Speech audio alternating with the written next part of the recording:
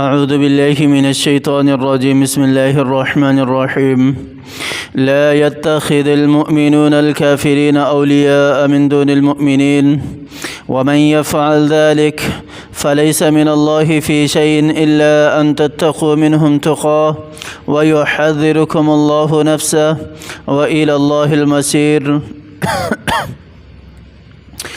صدق اللہ العظیم۔ اللہ تعالیٰ نے سورہ آل عمران کی اس آیت کے اندر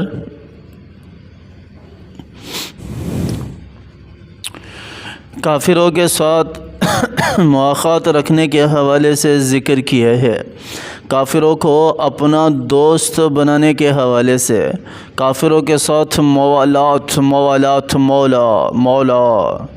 مولا جانتے ہو نا کس کو کہتے ہیں؟ پہلے تو شاید کسی کو پتہ نہ ہوتا تھا، لیکن جب سے مولانا طارق جمیل صاحب کی جو وہ حدیث ہے من کنت مولاہ فعلی مولاہ، حدیث تو آپ صلی اللہ علیہ وسلم کی ہے، لیکن مولانا طارق جمیل صاحب کا بیان کرنے کا انداز ہی ایک اپنا ہے، ان کا تو طرز ہی ایک اپنا ہے، اور ایسی ایک اللہ نے ان کی آواز میں کشش رکھی ہے کہ بندہ جو ہے جو بھی سنتا ہے اس کی آواز کا دیوانہ ہو جاتا ہے۔ تو اس حدیث سے ہر بندے کو پتہ چل گیا ہے کہ مولا کا کیا مقصد ہے۔ مولا کا مقصد ہے دوست ہمراز دوست۔ اللہ تعالیٰ نے یہاں ارشاد کیا فرمایا؟ لا يتخذ المؤمنون الكافرین اولیاء۔ اولیاء یہ جمع ہے موالات اولیاء یہ جو ہمارے اولیاء کرام ہیں، اس سے یہ مراد نہیں ہے، پیری مریدی والے جو اولیاء ہیں نا ہمارے، جو آج کل بہت زیادہ سسٹم خراب چل رہا ہے ہمارے معاشرے کے اندر، خاص کر ہمارا جو مشرقی حصہ ہے، پاکستان، انڈیا، بنگلہ دیش، یہ اس طرف والے جو علاقے ہیں، ان علاقوں کے اندر یہ بہت زیادہ ہے کہ ولیوں والا سسٹم جو ہے، درگاہ پر جاتے ہیں، اس کو ولی بناتے ہیں، اسی سے مانگتے ہیں، اسی سے طلب کرتے ہیں، اپنی تمنائیں بھی اسی کے سامنے رکھتے ہیں، اسی کے نام سے نظر بھی مانی جاتی ہے۔ بالکل سارا کا سارا نظام جتنا بھی ہے وہ سارا جو ہندو لوگ کرتے ہیں نا مندر میں جا کر، وہ سارا سسٹم ہماری ان درگاہوں پر ہو رہا ہے۔ جس طرح وہ جاتے ہیں، سب کچھ کرتے ہیں، دھاگا باندھتے ہیں، جو کچھ بھی ان کا عقیدہ ہے، آج کا ہمارا مسلمان بھی اسی عقیدے پر چل پڑا ہے۔ جس طرح وہ اپنے مندر کے سامنے جھکتے ہیں، سجدہ ریز ہوتے ہیں اپنے بت کے سامنے مندر میں جا کر، آج کا مسلمان بھی درگاہوں پر جا کر یہی کچھ کر رہا ہے۔ جس طرح ان کے جو ہے ایک پرساد نام کی چیز جو ہے وہ وہاں سے ملتی ہے، وہ لے کر آتے ہیں، جس کو تبرک، ہمارا مسلمان اس کو تبرک کہتے ہیں، وہ وہاں سے لے کر آتے ہیں۔ تبرک اس کو نہیں کہا جا سکتا۔ اب یہاں شاہ عبداللطیف بھٹائی کی جو ہے بارگاہ، وہیں پر دیکھ لو، وہ مٹی پتہ نہیں لوگ کہاں سے لا کر رکھتے ہیں، اور ہمارے جتنے بھی سندھی حضرات ہیں وہ کہتے ہیں کہ بھٹائی کی خاک ہے، بھٹائی کی خاک۔ اور بھائی کیا ہوتا ہے؟ اس سے شفا ملتی ہے۔ اللہ کے بندو، وہ بھی مٹی ہے، یہاں والی بھی مٹی ہے، اگر مٹی سے شفا ملنے لگی ہے تو یہاں والی مٹی کھا لو نا، اتنی دور پیسے خرچ کر کے کیوں جا رہے ہو مٹی کھانے کے لیے؟ مٹی سے شفا ملتی ہے۔ اور بھائی کیا ہے اس مٹی کے اندر؟ جو وہ مٹی جو ہے وہ بھٹائی صاحب کی دعا ہے، اس کے اوپر فلپ، عجیب و غریب قسم کی باتیں جو ہیں وہ ان کے سننے کو ملتی ہیں۔ یہ سارے کے سارے جتنی بھی خرافات آج کا مسلمان کر رہا ہے نا، اس دائرے کے اندر آ کر ان سارے خرافات، یہ سارا شرک کے دائرے کے اندر آتا ہے، شرک کے دائرے کے اندر۔ ہم صرف نام کے مسلمان ہیں، ہم صرف نام کے مسلمان ہیں کہ ہم اللہ کا نام لیتے ہیں، باقی ہماری عادتیں، ہمارا سب کچھ جو ہے وہ غیر اللہ کے نام پر ہے، غیروں کے نام پر ہے، اور نظر بھی انہی کے نام پر مانی جاتی ہے۔ اب 11ویں ہے، 11ویں کیا ہے؟ وہ سارا کا سارا داتا دربار کے نام پر یہ چڑھائی جاتی ہیں، دیکھیں انہی کے نام پر چڑھائی جاتی ہیں، یہ کوئی اللہ کے نام پر تو نہیں چڑھائی جاتی۔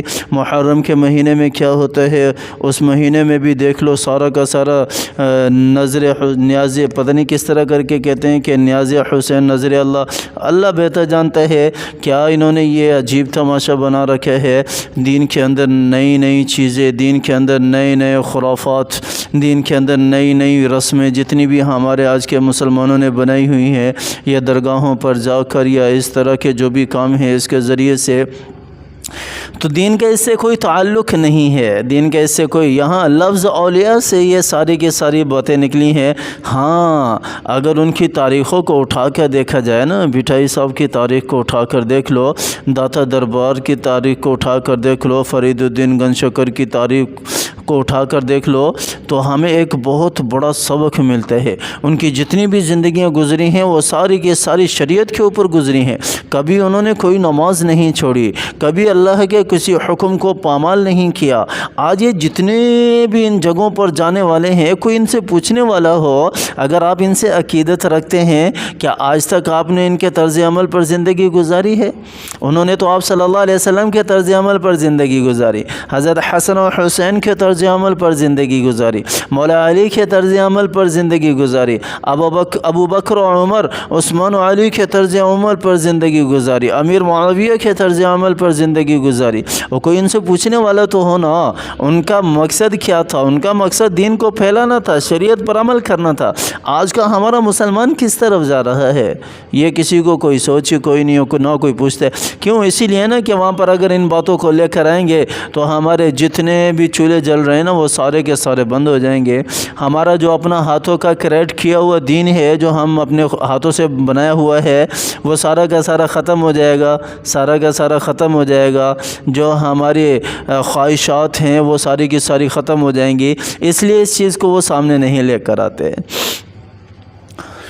بہت ساروں کو تو پتہ ہی نہیں ہے، اور جن کو پتہ ہے وہ بھی نہیں بولتے، اور اتنے خرافات اور فحاشی والے اڈے بنتے جا رہے ہیں آج کل، تو اللہ کی پناہ، اللہ ہم سب کی حفاظت فرمائے، اللہ ہم سب کی حفاظت فرمائے۔ اللہ اکبر۔ لا يتخذ المؤمنون الكافرین اولیاء من دون المؤمنین۔ اللہ تعالیٰ نے یہاں کیا ارشاد فرمایا ہے؟ کافروں کو دوست نہ بناؤ، کافروں کو اپنا دوست نہ بناؤ۔ دیکھیے دوست الگ چیز ہوتا ہے، تجارت، بزنس، معاملات یہ ایک الگ چیز ہیں، یہ ایک الگ چیز ہے۔ اگر کوئی کسی کافر کے ساتھ تجارت کر رہا ہے تو ہم یہ نہیں کہہ سکتے کہ یہ اس کو اپنا دوست بنا رہا ہے۔ اگر کوئی کسی کافر کے ساتھ بزنس کر رہا ہے یا اس سے کوئی لین دین کا معاملہ کر رہا ہے، خرید و فروخت کر رہا ہے، تو ہم یہ نہیں کہہ سکتے کہ وہ اس کو اپنا دوست بنا رہا ہے۔ معاملات ہے ایک الگ چیزیں۔ آپ صلی اللہ علیہ وسلم نے تجارت کی کن کے ساتھ کی؟ کافروں کے ساتھ کی، کافروں کے ساتھ ہی کی تھی نا، یا کسی اور مسلمان کے ساتھ کی تھی؟ تجارت کر سکتے ہیں، بزنس کر سکتے ہیں حلال چیزوں کی، جو آپ کے حلال چیزیں ہیں، جن کی اسلام اجازت دیتا ہے ان کی۔ ایسا نہیں کہ ہر چیز کی تجارت ان کے ساتھ کر سکتے ہیں، ہر چیز کی تجارت بھی نہیں کر سکتے ان کے ساتھ۔ اللہ تعالیٰ نے یہاں بھی حدیں لگائی ہیں، قیود لگائی ہیں، قید لگائی ہے کہ یہ راستہ یہاں تک ہے، تمہارے لیے اس سے آگے تم نہیں بڑھ سکتے۔ لیکن اس کے علاوہ پارٹیوں میں شامل ہونا، ان کے تہوار میں شامل ہونا، صبح شام ان کے ساتھ بیٹھنا، اور کیا کہتے ہیں کہ مسلمان کے مقابلے میں ان کو ترجیح دینا، اسلام اس چیز کی اجازت نہیں دیتا، اسلام اس چیز کی اجازت نہیں دیتا۔ لا يتخذ المؤمنون الكافرین اولیاء من دون المؤمنین۔ اور یہ آیت یہی کہہ رہے کہ ایمان والوں کو چھوڑ کر تم کافروں کو دوست بناؤ، ایسا نہیں ہونا چاہیے، ایسا نہیں ہو۔ اسلام قرآن اس چیز سے منع کر رہا ہے، اور ہمارے معاشرے میں آج کل ہو رہا ہے۔ ہم مسلمان کو چھوڑ کر کافروں کے ساتھ بزنس کرتے ہیں، ایک طرف مسلمان کا بزنس ہے، دوسری طرف کافر کا ہے، تو ہم کافر کا مال پہلے شوق سے لیں گے اور مسلمان کے ساتھ بعد میں ڈیل کریں گے۔ کیوں بھائی؟ وہ ہمارا کلمہ بھائی ہے، کلمہ پڑھا ہے اس نے، وہ مسلمان ہے، ہمارا بھائی ہے۔ جس طرح کہ قرآن خود کہتا ہے انما المؤمنون اخوۃ، مومن آپس میں کیا ہیں؟ بھائی ہیں۔ تو اسلام کو دیکھتے ہوئے ہی ہمیں اس کو فوقیت دینی چاہیے، اگرچہ 2 روپے وہ مہنگا ہی دے رہا ہے، لیکن مال اس سے خریدنا چاہیے۔ مال کس سے خریدنا چاہیے؟ اپنے مسلمان سے خریدنا چاہیے۔